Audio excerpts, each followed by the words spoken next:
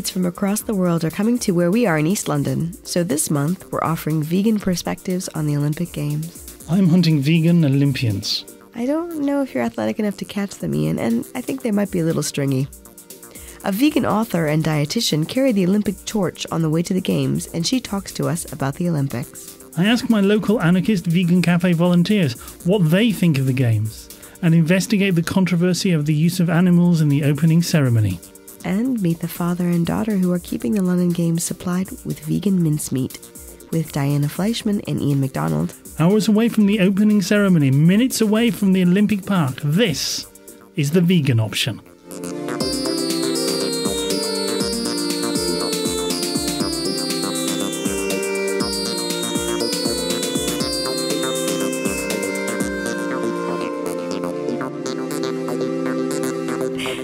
First thing that someone would want to know about the Olympics from a vegan perspective is who are the vegan Olympians?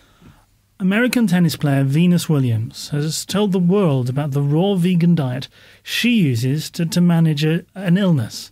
But she confesses to cheating and calls herself a Chigan rather than a vegan. I thought a Chigan was a vegan who was in favor of Che Guevara. Anyway, so Venus eats a mildly plant-based diet. What about the photos of her sister, Serena, with the Wimbledon singles trophy that have circulated on Facebook and claim her as a raw vegan? I tracked those reports back to a couple of quotes about supporting her sister Venus in a couple of less reliable papers and websites. So I asked Serena Williams' people. A publicist told me only that Serena was, quote, more raw than vegan, but it is quite close. I'm not really sure what that means, since all the raw vegans I know are vegan, more vegan than anyone else, really. I'm not sure either. I tried to get clarification, didn't get a reply. Now we've fulfilled our stereotype about nitpicking about whether or not someone is really vegan.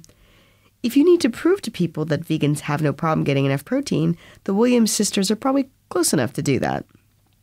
In the dark ages of 1992, when Ian first turned vegan, we had two Olympians on a vegan diet, the famous runner Carl Lewis and the less well-known British cyclist Fiona Oakes, who now runs an animal sanctuary and lots of marathons.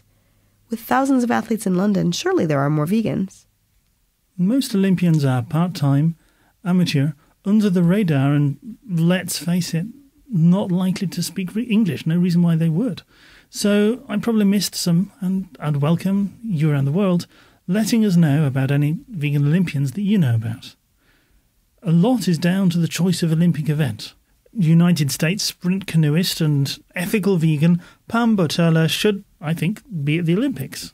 Why isn't she? Because the only men's sprint canoeing is an Olympic event. Yeah, I think it's probably really hard to run carrying a canoe. Oh, that's not quite how it works. But she did race against the men in the USA and win, but not, alas, in the Olympics. What about our friend James Southwood, one of the world's top French kickboxers and vegan? Is Savat, French kickboxing, not an event? It's only an event when Paris hosts the Games. They nearly got the Games this time. That would have been fine by me. And there are other vegan elite athletes who didn't quite get into the team, like Australian boxer Emily Jans or American track cyclist Jack Lindquist. There are a lot of other vegan athletes like Scott Jurek and ultramarathon runner Brendan Brazier, but ultramarathons are not necessarily a vegan superpower. If Ian did one, he would either die from the strain or from lack of tea, but he'd definitely get sunburned. Citizens, celebrities, and a few sponsors have carried the Olympic torch flame up and down Britain. One torchbearer, Sandra Hood, is not just vegan, but the registered dietitian who wrote the book on vegan infant nutrition. One of the patients in the local group nominated me to carry the torch for my work as a dietitian, my work with diabetes, and my charity work. I do work for, obviously, the Vegan Society and for Compassion in World Farming, the local group Compassionate Dorset. Can you tell us what it was like to be the torchbearer? Oh, it's so exciting. I felt quite humbled, really, because there's only 8,000 people who get nominated, and there's so many people who do such wonderful work. So I did feel quite humbled and also a bit of a fraud, really, carrying the torch. But it was a fantastic experience, and so many people were out in the streets in the pouring rain supporting the torchbearers, and it was just lovely to meet other torchbearers and hear their stories of how they got there and how they got nominated. And it was just lovely to be part of the Olympics, really, because it's something I believe in. I think we should be fitter as a nation, and as a vegan, I think it's so important to be physically well, so doing plenty of exercise is so important. So sort of tell me minute by minute, what was it like when you went and were handed the torch? A little bit more of the specifics. So we were all put on a coach, and the first torchbearer started there where we met on the coach, and he then carried the torch and ran down the road, and we were in front of him in the coach, and then I got off the coach ready to greet him with the torch. So as he ran up to me with his lit torch, we touched torches, and then my torch was lit, and then it's for me to run the only 300 yards. It's really short, 300 metres. So you didn't have to train for this at all?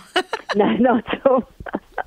Although saying that, I do marathons, and running is my relaxation. I love running. So you were just training by holding up a can of like baked beans or something down the street? No, but saying that, actually, I was so worried about dropping it, and it was quite top heavy with the gas canister in the top, from where they can actually ignite you get the flame ignite. Oh, it was quite heavy.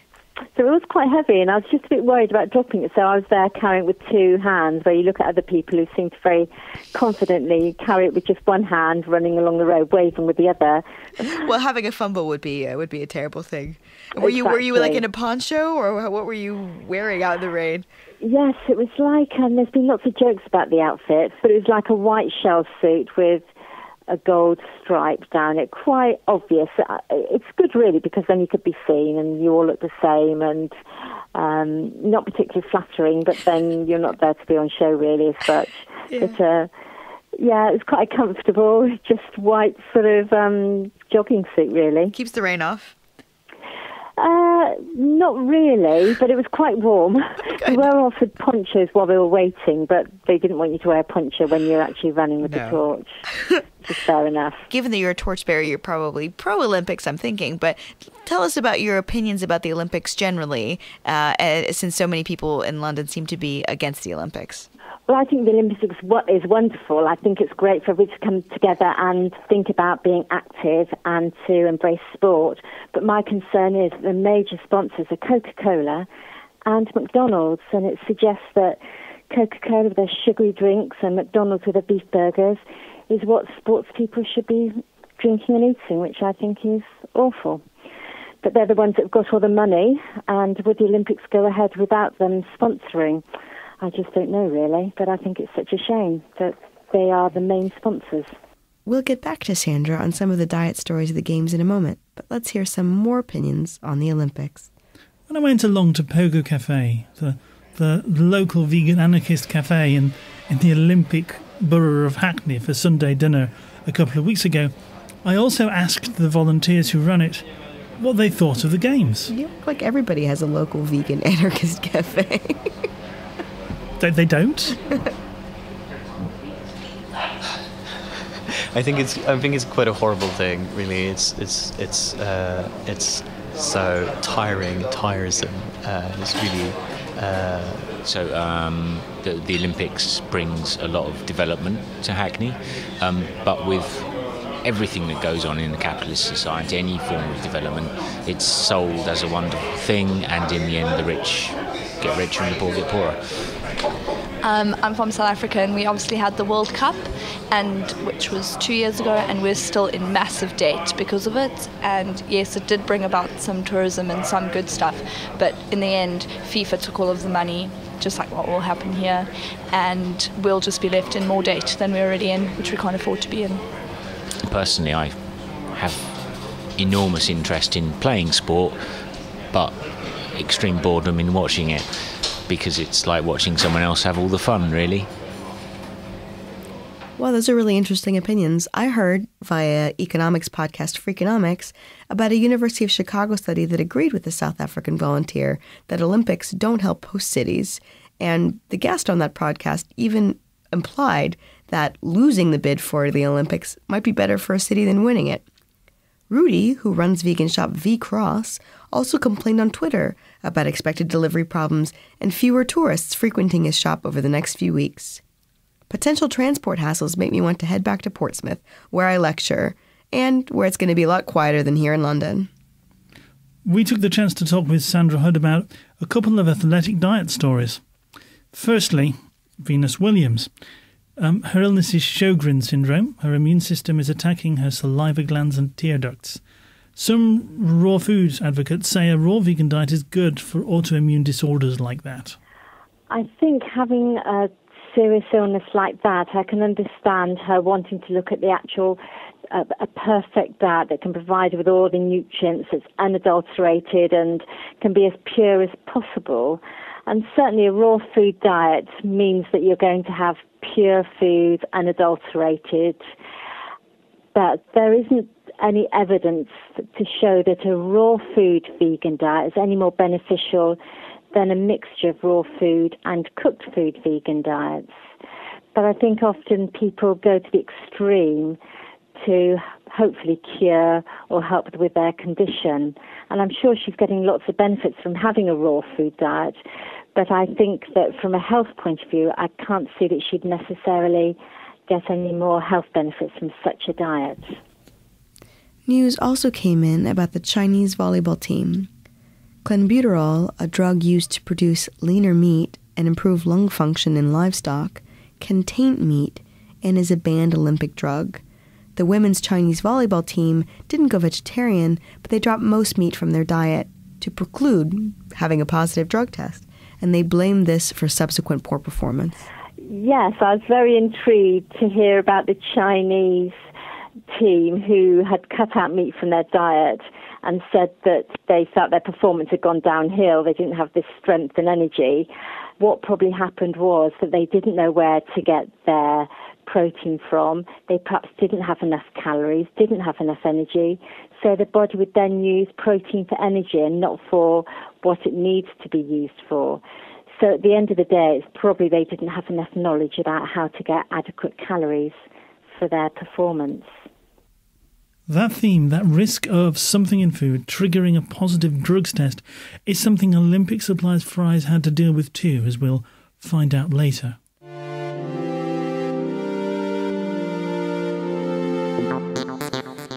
There's been a lot of controversy about the use of animals in the opening ceremony, and Ian's been looking into that as well. Ever since the London Games organisers announced that they would include farm animals in the opening ceremony, the UK's animal advocacy organisations have been campaigning against this use of animals for entertainment. Organisers promised 12 horses, 3 cows, 2 goats, 10 chickens, 10 ducks, 9 geese, 3 sheepdogs and 70 sheep. Animal advocates, including PETA as well as national UK groups, say the ceremony will stress and scare the animals, as well as present a bucolic myth that is, quote, about as believable as the set of Teletubbies. Wait, you mean the Teletubbies aren't real? On June the 27th, ceremony director Danny Boyle, better known for directing films like Slumdog Millionaire and Trainspotting, wrote back to PETA founder Ingrid Newkirk, trying to reassure her about the welfare of the animals, and also saying he had not considered her point about the retirement of the animals, but, quote, will now follow that up vigorously. But on Thursday, July 19th, the overall director of ceremonies, Danny's boss, wrote to say the animals were hired from specialist suppliers of animals for entertainment, to whom they would return. It's probably better to use animals accustomed to entertainment if you're going to use animals in a ceremony at all. I was around a lot of animals in my youth. I worked in a horse barn, and some of them, especially horses, get spooked fairly easily by loud noises, by unfamiliar objects, or even by other animals, horses that would get spooked by goats or sheep. But it's also really odd to me that a country that's come really close to banning the use of wild animals in circuses would use farm animals in a recreation of the countryside. I don't think anybody would pay to see that if it wasn't part of the opening ceremony. I wanted to talk with the organisers about the picture the ceremony painted and did invite them onto the show for an interview. But the spokesperson simply gave us their line on animal welfare, that the Royal Society for the Prevention of Cruelty to Animals was advising them on how to look after the animals, and that the organisers, quote, confirmed that the animals in the opening ceremony return to their natural surroundings. And by natural surroundings, I'm sure they just mean that they're going to be taken back to the way the entertainment companies who own them keep them. But I was wondering, does the RSPCA endorse using animals for entertainment? Overall, they are interested in defending animal welfare rather than abolishing animal use. The RSPCA did tell me they were against the use of animals in entertainment, like the opening ceremony, but also run a consultancy for people who use animals in entertainment. That's a little bit like somebody who disagrees with alcohol consumption owning a bar. We have a copy of the exchange between the animal advocates and the game organisers, who, to give their proper name, I should call LOCOG. The London Organising Committee of the Olympic and Paralympic Games. Thanks. Now, Danny Boyle's boss, overall ceremonies director Bill Morris, also stressed about how their actions were, quote, overseen by the RSPCA, who would, quote, ensure that the RSP advice was followed. He said the decision to involve them was taken before the decision to use animals was confirmed. What did the RSPCA say? Their spokeswoman told me that the RSPCA was approached subsequent to LOCOG's decision to use animals. I've asked both groups for dates and more clarity, but haven't had an answer yet. I will blog about this as information emerges. You might be wondering why this focus on just over 100 animals, including sheep and goats and chickens, when so many more will be killed for food at the games, and their plight will be so much less visible. Well, there are 10 chickens in the opening ceremony. Extrapolating from low-cog numbers, each of those chickens represents 2,000 that will be fed to people attending the games. I put this to Peter. They did mention that they would also be sending supporters to the Olympic Park to ask people to go vegan. No, really, did they? Yes. Naked supporters. Painted gold. That's cruelty to animals. I imagine that gold paint chafes quite a lot. And imagine in this warm weather. So, but you might have seen the opening ceremony by the time you hear this. Let us know what you think with a comment at theveganoption.org. Obviously, this story is far from over.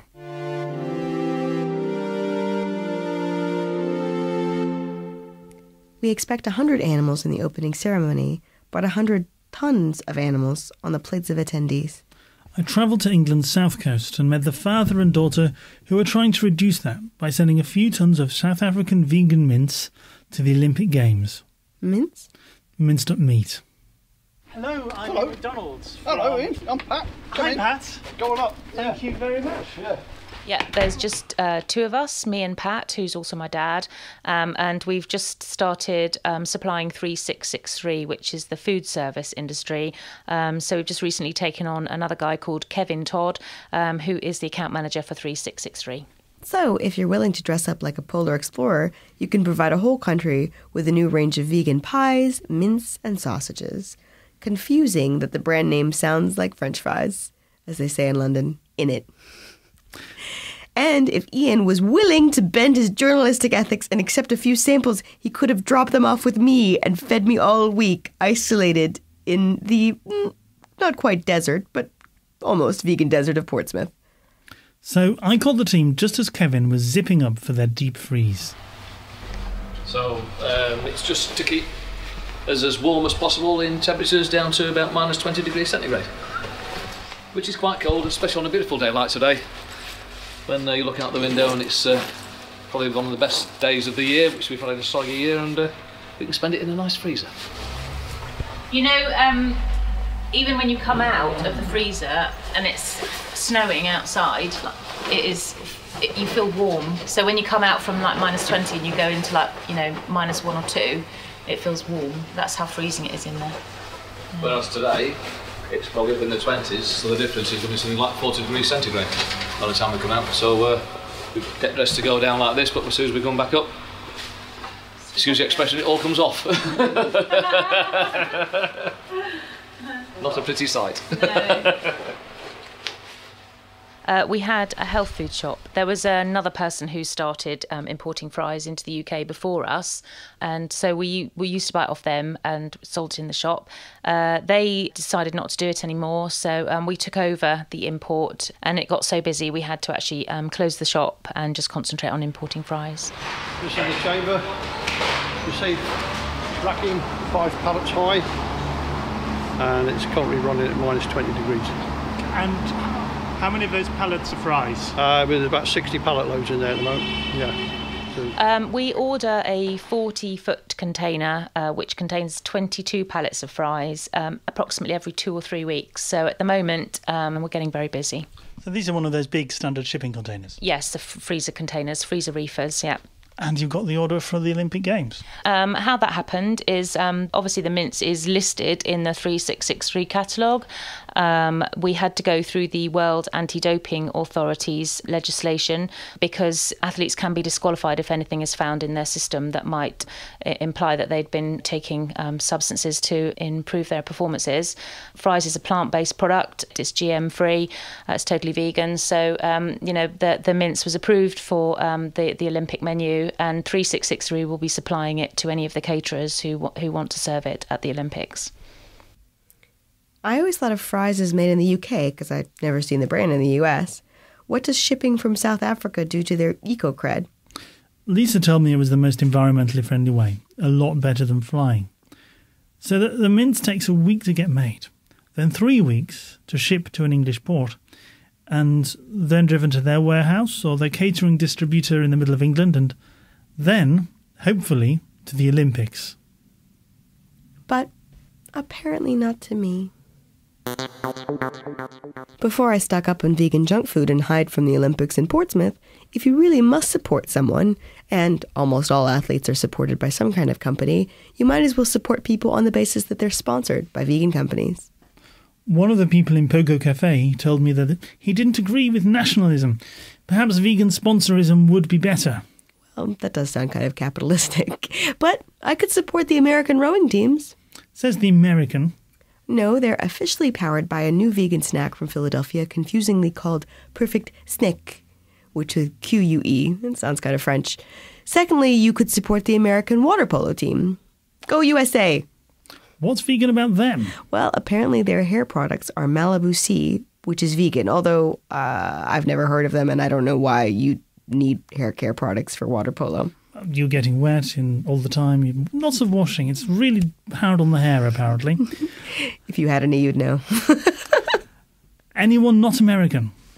Simon Whitfield, Canadian triathlete, is powered by the protein and quite a lot of the nutrition advice of vegan endurance athlete Brendan Brazier. And of course there's veganish Venus Williams and her supportive sister Serena. Nice alliteration there. We'll post and blog if we discover any other vegan Olympians or Paralympians. We need your help with that. Your news is appreciated. We hope that this podcast gave you some more information that might help you enjoy the games or explain why you were hiding from them under a rock. Thank you for listening. Particularly welcome if this is your first episode. We've covered lots of topics. Politics, lab meat, peace on earth, digital vegans, the medieval Arab vegan poet. We've interviewed vegan politicians, Peter Singer, Gareth Antione, adults about vegan childhoods. Informative and entertaining and short. We are the rainbow sprinkles on your audio cupcake. So please press subscribe. Follow us and tweet us at Vegan Option on Twitter. You can like us and comment at facebook.com/veganoption and leave a comment about the show or the Olympics at theveganoption.org. Rob Masters wrote the music. I'm Diana Fleischman with comment, analysis, and a mince shortage. And I'm Ian MacDonald, reporting and producing.